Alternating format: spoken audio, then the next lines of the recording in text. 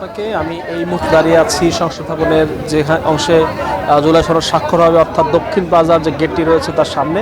এবং এখানে কিন্তু দেখতে পাচ্ছেন প্রচণ্ড রোদ, যার কারণে আমি তাকাতে পারছি না। সেই রোদের মধ্যেও কিন্তু জুলাই যোদ্ধাদের একটি অংশ এখানে বসে পড়েছেন এবং তারা কিন্তু বেশ কিছু দাবি তুলেছেন। তার মধ্যে একটি অন্যতম হচ্ছে যে জুলাই সনদের আইনত ভিত্তি দেওয়া, এবং সেই সাথে কিন্তু জুলাই সনদে যেখানে শহীদদের নাম উল্লেখ করা আছে সেখানে কিন্তু জুলাই আহত এবং যোদ্ধাদেরকেও মেনশন করার কথা তারা জানিয়েছেন।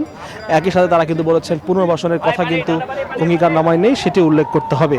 এই সব দাবিতে কিন্তু তারা কালকের থেকে এখানে অবস্থান করছেন এবং তারই অংশ হিসাবে কিন্তু সকালে আমরা দেখেছি বিভিন্ন জেলা থেকে কিন্তু জুলাই যোদ্ধা এবং আহত পরিচয় তারা এখানে এসে জড়ো হয়েছেন এবং সবাই কিন্তু দাবি জানাচ্ছেন যে তাদেরকে ভেতরে প্রবেশ করতে দেওয়া হোক, তাদের দাবি তুলে ধরতে পারে। আমরা জিজ্ঞেস করেছিলাম যেহেতু 4টার দিকে জুলাই সনদ স্বাক্ষর করা হবে, সেক্ষেত্রে কর্তৃপক্ষের কারোর সাথে তাদের আগে কথা হয়েছে কিনা। তারা বলেছেন যে তারা বিভিন্ন দফায় আইন উপদেশ থেকে শুরু করে বিভিন্ন মারফত ঐক্যমত্য কমিশনের সাথে যোগাযোগ করার চেষ্টা করেছেন, এমনকি রাজনৈতিক যারা দল রয়েছে সেই দল নেতার সাথে কথা বলেছেন। তবে তারা এখন পর্যন্ত কোনো সদুত্তর না পেয়ে কিন্তু আজকে এই সনদ স্বাক্ষরের আগে সেখানে বসে পড়েছেন। এমনকি আমাদের কাছে কিছু ভিডিও ক্লিপ এসেছে যেখানে আমরা দেখতে পেয়েছি যে তারা কিন্তু সকালবেলায় এই সংসদ ভবনের যে গেটটি রয়েছে তার টোপকে কিন্তু ভেতরে প্রবেশ করে এবং তাদের একটি বড় অংশ কিন্তু এখনও ভেতরেই রয়ে গিয়েছে, যদিও তাদের কাছে এই অনুষ্ঠানে অংশগ্রহণ করার কোনো পার্ট ছিল না।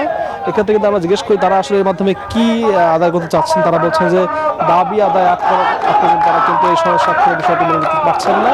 ঠিক সেই কারণে কিন্তু তারা কিছুক্ষণ আগেই, যেহেতু সেনা প্রহরায় এখন কঠোর নিরাপত্তা নিশ্চিত করা হয়েছে সংসদ প্রাঙ্গণে, ঠিক সেই কারণে তারা কিন্তু গেটের সামনেই বসে পড়ছেন এবং বিভিন্ন রকম স্লোগান দিচ্ছেন। তারা এখানে দেখতে পাচ্ছেন একটি বড় অংশ কিন্তু এখানে বসে উচ্চস্বরে স্লোগান দিচ্ছেন এবং সবাই কিন্তু একই রকমের টি-শার্ট পরে আছেন যেখানে লেখা আছে জুলাই জেগে ওঠো। এবং তারা বলছেন দাবি আদায় হওয়ার আগ পর্যন্ত তারা কিন্তু এখান থেকে সরবেন না এবং তারা আসলে জানতে চান যে জুলাই সনদ স্বাক্ষরের আগে তাদের যে দাবিগুলো রয়েছে, যে ক্লজগুলো তারা দিয়েছেন তাকে যেন জুলাই সনদে অন্তর্ভুক্ত করা হয়। তা নয়তো তারা ভয় পাচ্ছেন যে আগামীতে যে সরকার বা যারা ক্ষমতায় আসবে তারা কিন্তু তাদেরকে সন্ত্রাসী আখ্যায়িত করতে পারে। ঠিক সেই কারণে জুলাই সনদে জুলাই আহতদের নাম এবং জুলাই যোদ্ধাদের যারা রয়েছে তাদের নাম, অর্থাৎ তাদেরকে মেনশন করার দাবি তারা জানিয়েছেন।